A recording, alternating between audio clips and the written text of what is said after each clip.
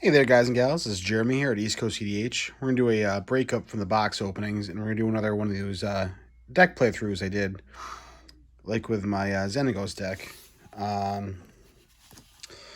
This is when I kind of test out my camera. I've been having some issues with my iPhone camera. It just kind of just seems like it's recording, but it doesn't. Like by the time I'm done, I hit the end button. I only get like half the video. But yeah, so we're going to try this today with Locust God. I think a lot of you guys. Oh, that's a new card. A lot of you guys know this deck. A lot of you might not, depending on your play group. This is one of the higher tier decks I think you can build,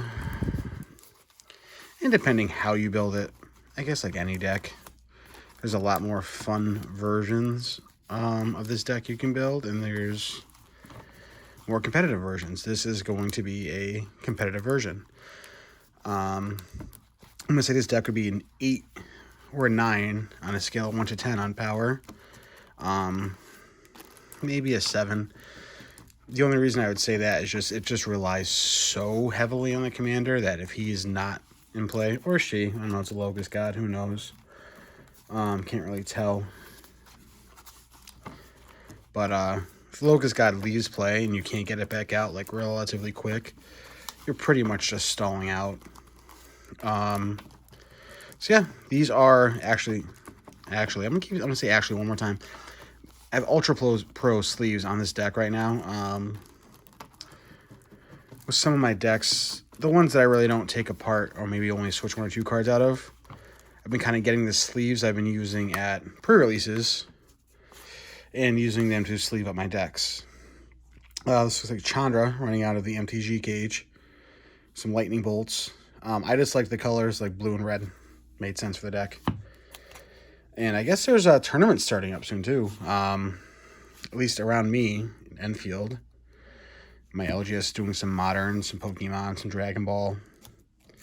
Someone commented about, what about cutting the decks? I mean, if anybody's cheating right now in Magic, one, permaban them from the store. Wow, I really just did that. Professional channel here, guys. 2. So technically, in this deck, you really do want a pretty good ramp hand to start the game. This is not it. Cool card. Can't you really use it that well until your commander's out. We're at 5. Copy artifact. I mean, great if there's a soul ring somewhere. And island. For the sake of not having to shuffle again, we're going to keep this hand.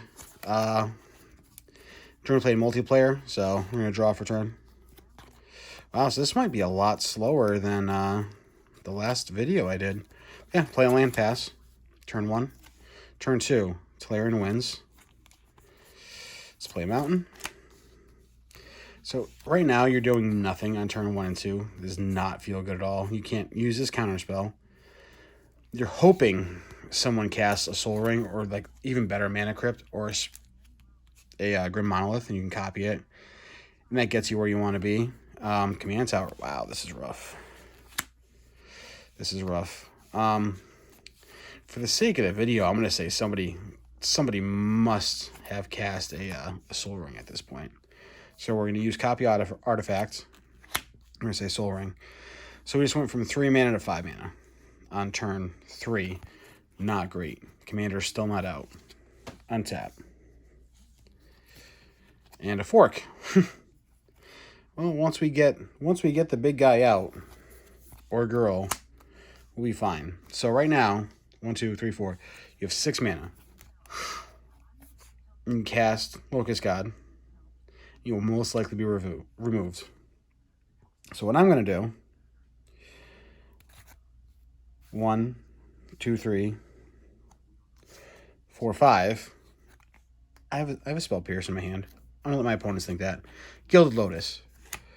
And you're looking at the hand right now. So we just went from 6 mana to 9 mana. On our turn, that's going to be 10 mana. So let's see what happens with that. Now, just remember, your commander has to be in play for this to work. You can't use it as you're casting your commander. Unless you pay mana cost, which is fine. And we do have the mana to do that. Draw a card for turn. Oh, baby. That's a big one. So let's put a Shivan Reef down. Now, do we get really greedy here? Let's just say you're the only control deck in the pod with all your mana, all your resources. So we're going to go 3 blue, 2 colorless, a colorless, and let's say a red. Teferi. Temporal Archmage. Enters with 5 counters. 1. This could draw a counter spell that could be targeted at your commander. So let's read this again just to get it back on here.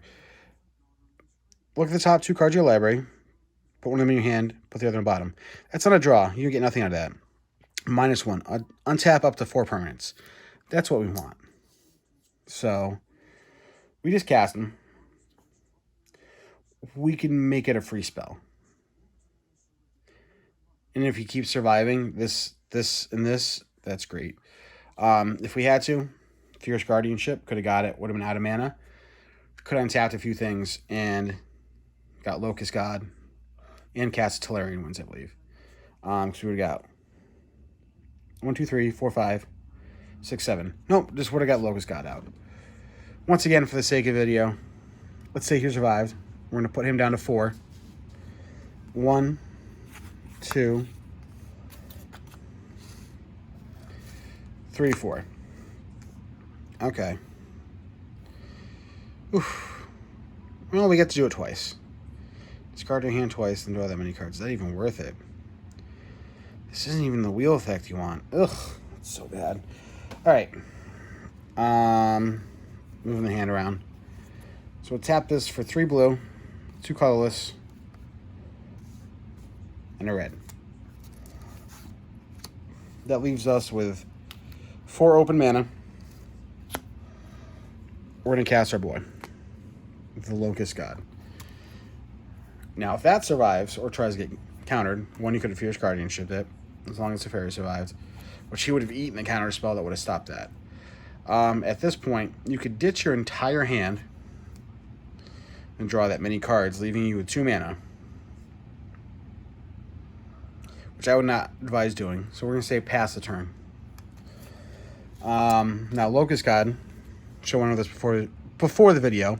Whenever you draw a card, you create a 1/1 blue and red insect creature token with flying and haste. You can pay a blue, red, and 2 colorless and loot. When he dies, it returns to its owner's hand at the beginning of the next end step. I'm not quite sure how that works with the new commander's rules. I think you still have to leave it in the graveyard. I don't think dying, then putting it in the command zone, and then it returns to your hand. But that's something to look into in a later video. So I'm just going to say pass. I'm going to leave this open in case anyone tries to do like a mass board effect or return something to my hand. Or even if someone does something cool, like Demonic Tutors, I can copy that with Fork and copy it. Or choose new targets for the copy, or counter a counter that's getting rid of something that I don't want on the board. So we're going to pass. Let's say nothing happened. I'm going to loot. We really don't need this island right now, so we're going to draw a card. And Mana Echoes is a lot of colorless mana, and we're going to discard this island. Mana Echoes, really, really good on this deck once you get rolling. Whenever a creature comes into play, you may add a colorless mana to your pool for each creature you control that shares a creature type with it. So with all your X draw spells, I mean, you do one, draw some, make some more insects, draw some cards, draw some more X spells. Really just goes wild. And then you have Teferi out, untapping permanents. So right now we have a really good mana setup. What we need is some really good wheel effects. And we got an Arcane Signet. Oh boy. Honestly, right now, we're going to +1 Teferi. We're going to look at the top 2 cards of the library, put one into my hand and the other on the bottom. And we're hoping that we get a good wheel. We have a mountain. Please don't be an underland. And a manager. Wow. Well, I guess we'll keep the mana drain because it's just cool. I mean, who doesn't want a mana drain in their hand? Oh, almost knocked it over again. I'm not even doing the tokens properly. So I drew a card for turn. It's the most fun part of the deck. I didn't even do it. And when I looted, I got an insect. So we have 2 insects out. So we are going to actually cast Mana Echoes. I think it's worth it. 2. And now this is, once again, I'm not playing with anybody, assuming no one has messed with my board already. So we're going to put Mana Echoes out. So next time an insect comes into play, I'm going to add 2 colorless mana. If a creature comes into play, you may add 1 to your mana pool for each creature. Oh no, when it comes into play, so it'd be 3. Because I'll have 3 insects when it comes into play. And then if I drew another card, I would add 4 to that 3, making 7. Which is just bonkers. We really don't need the Arcane Signet right now. So we're going to let that sit there. We can loot once. So yeah, we're just going to play the slow game. Like, unfortunately, this deck, like, this is more of a late game. Like, you're already wheeled so many times, like, you're all set. So we say pass. It comes around. Maybe a mana drain something. Get some more mana just to get your turn rolling. Then we are going to loot without taking damage. We'll use one of the islands. At the end of the turn before your turn, so you draw a card. Now that's really good. You're going to get an insect. And you would add 3 colorless mana to your mana pool. So let's say we did do that. We tap these. These are still open. And I still have to discard a card. Let's get rid of this Arcane Signet. Now that 3 colorless floating, you can take a damage for a red and a blue. And you're going to loot again and draw another card. And you got, there's a draw spell. Draw X cards. If X is 10 or more, instead shuffle your graveyard into your library, draw X cards, and tap up to 5 lands. And you have no maximum hand size for the rest of the game. So we're going to do that. That is all the insect tokens I have. So you can either use this little dice as a 1 for the remaining, or just put like how many you have out on top. So that really changes things. So when you get to your turn, you can take Nexus of Fate, fork it, and you're going to take 2 extra turns, or Finale of Revelation twice. But I still do have to discard a card. And at this point, I think we are going to get a Tolarian Winds, because this makes you lose your hand, and right now we just have a really good hand. So we're going to untap. We're going to draw for turn. And we have Shaka Shima the Imposter. So things just went from... And we got an insect. And now that we're out of the upkeep step of the turn, I'm going to find that too. Don't you worry. We're going to get there, and it's going to be great. That gives us 5 colorless mana. And if I'm not mistaken, you go from draw, when you draw your card, to your main phase. You get that mana. Whereas if it was during your upkeep, it would fade away. So now we have a lot of options here. I think what we're going to do first is just make 4 blue. Shaka Shima the Imposter, copying Locust God. As it comes into play, you can choose a creature in play. If you do, it becomes a copy of that creature, except its name remains Shaka Shima the Imposter. It's still legendary, and it gains add blue, 2 colorless, return Shaka Shima the Imposter to its owner hand and turn. It has to survive the turn to make that happen.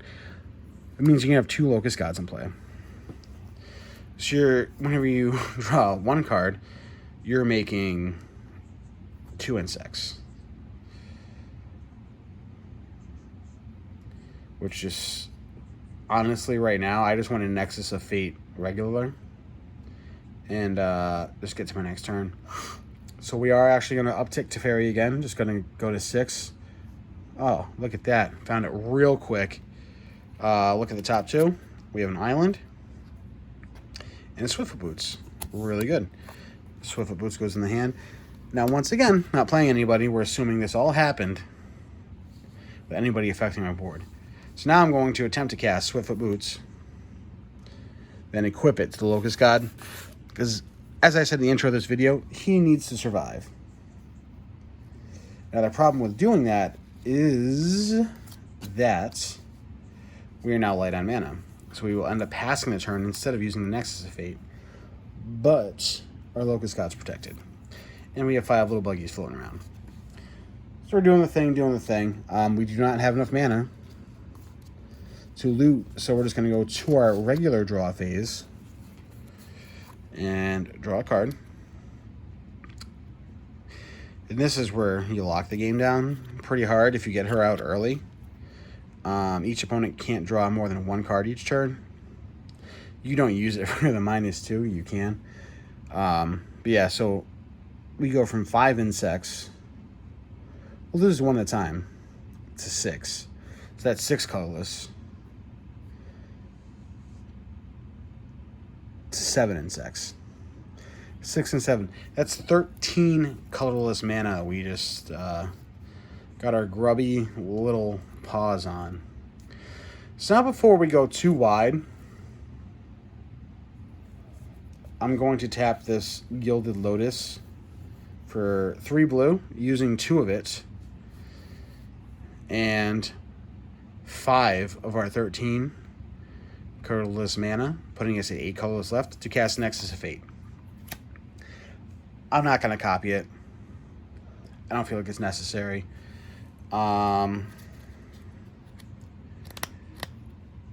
This gets shuffled back into our library.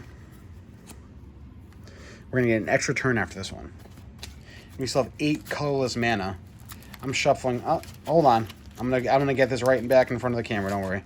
Because usually pull a little tight and close to the body when I'm shuffling, but for viewing purposes, you got to do it. You can't just put the bomb cards on top, man. We're doing this like it's a real Magic game. All right. Let's do one more. All right. Cut your cut. I usually just go right in the middle, man. I know people that kind of go wild with their, I'm going to cut it 15,000 times in 3 or 4 different piles. That game's not for me. So this far into the game, I think it's safe to say we could do this and be happy. And just copy it. So we have 8 and 1 blue, so that gives us 9 mana remaining. Then we're going to tap Soul Ring. 11, 12, 13. We're going to minus Teferi. Go to 5. Untap 4.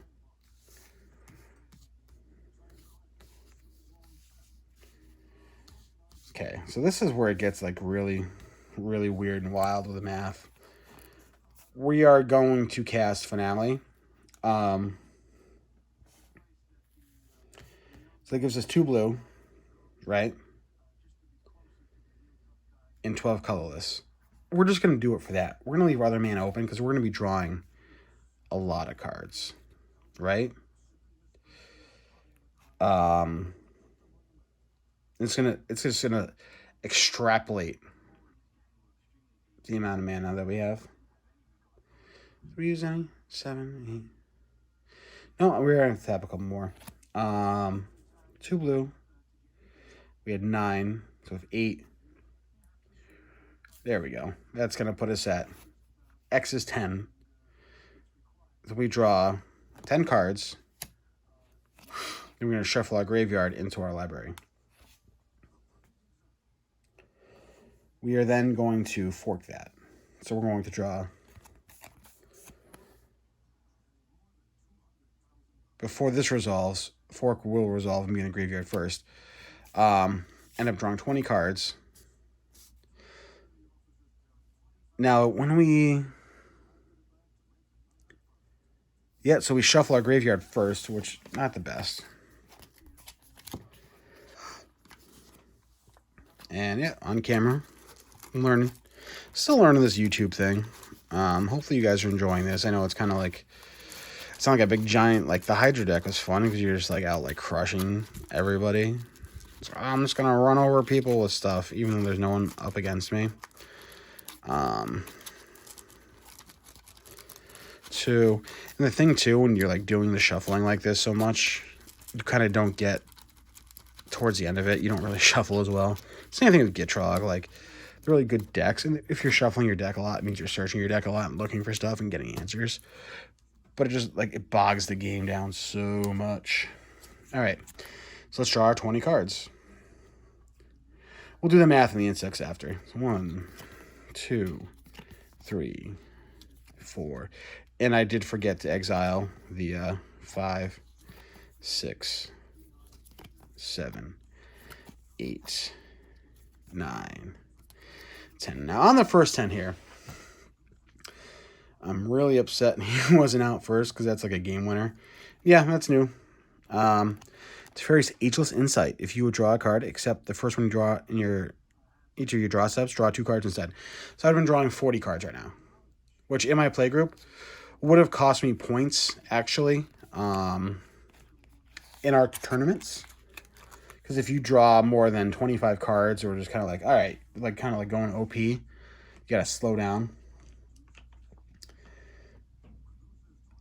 The math on this is wild. So I have 7 insects out right now, right? So when the first one comes in, I get 7 colorless. Plus, now that's 8 plus 7. Like, I don't even have to do the math on the amount of colorless mana that I have right now. I don't think. It's going to be somewhere in the upwards of the hundreds. This is the first 10 insects that just came in with Flying and Haste. And then we're going to draw 10 more. 2, 3, 4, 5, 6, 7, 8, 9, 10. Now this is something you want to see like early. Like you just drop them out and like hopefully you get your Lightning Reeves out first. It's kind of cool we just drew this many cards. You can kind of see what's in the deck. Throw in the God Pharaoh. Big Game Ender. At the beginning of your end step, each opponent loses life equal to the number of tapped creatures you control. Like that's coming out. Like I'm dropping all my artifacts. Perforos is coming out. This is like, I didn't play a land for turn. So yeah, we're going to go on from there. Mind Spring, pay blue, X, like, just, it's really just bad for everybody right now. And then we did get, Play Mountain. Another 10 more insects came into play. So, to do the math on that, I'm just going to do like another 6 and 4 just because it's just easier.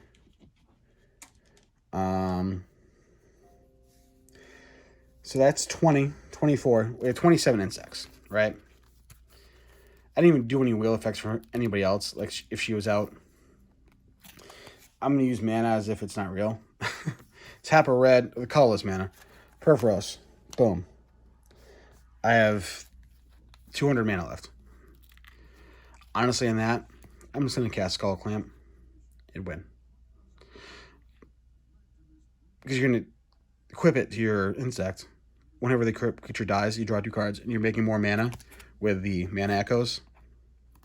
Right? Let's say you don't like, oh, that's mean. I'll just cast Throne of the God Pharaoh. Attack with my 27 insects. Spread out to whoever doesn't have flying blockers.